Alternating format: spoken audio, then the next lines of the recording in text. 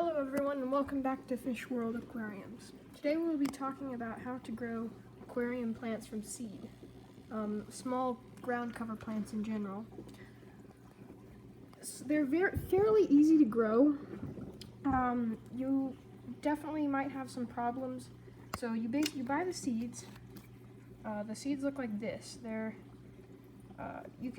Might get them in some sort of like packet things.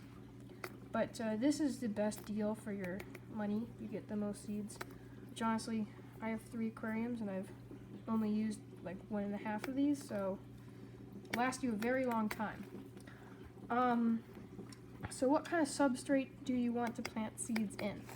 Well, this, as you can see, this substrate is more of a fine, rocky substrate. It's more of a gravel texture, I guess. All you have to do is take the seeds when there's no water in here, and you sprinkle the seeds in all around where you want it to be planted.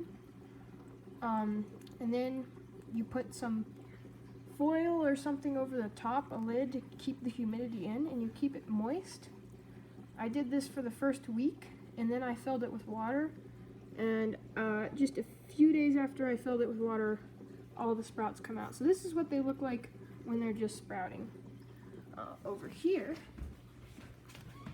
these ones have sprouted for a little while, and as you can see, they're a lot bigger and more grown in, so they look a lot nicer. It takes about 2 weeks or so to start looking like this, so pretty quick process.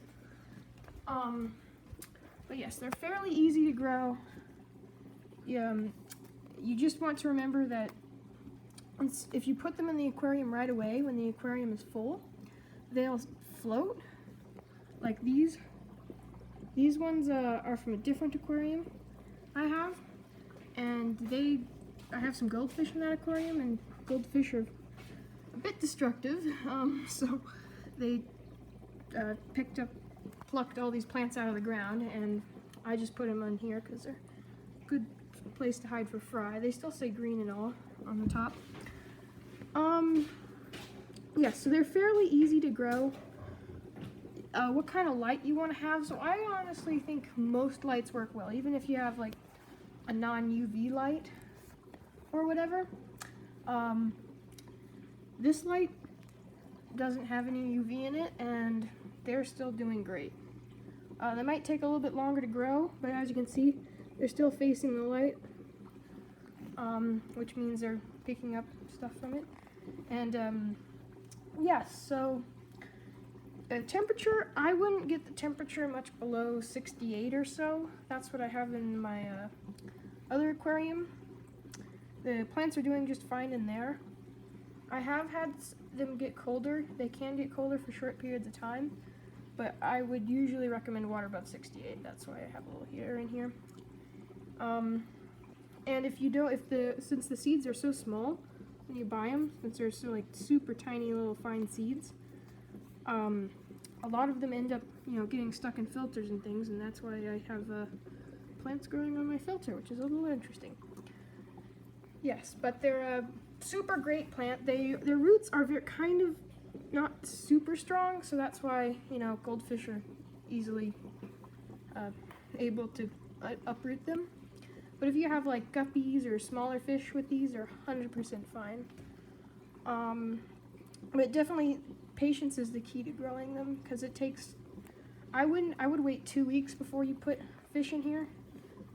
Just from the time you start putting the seeds in, wait 2 weeks, because it takes them a while to get their root, and even little fish like to pick on the bottom sometimes, and they'll be easily uprooted. So yes,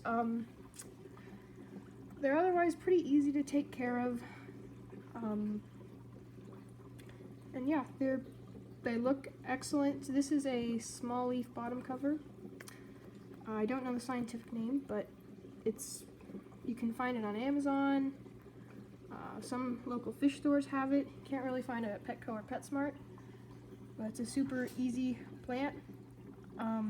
The hair grass, which is another type, it grows a lot taller, and it's about like 6 inches or so. That kind of dies after not too long. And if you look over here, I don't know if you can see right there. That right there was hair grass. Now it looks like some, dead pile of hair, I guess you could say. But, yeah, so it's excellent seed plant. Great. Hope you enjoyed. Please remember to like, subscribe, and, yeah. Thank you for watching.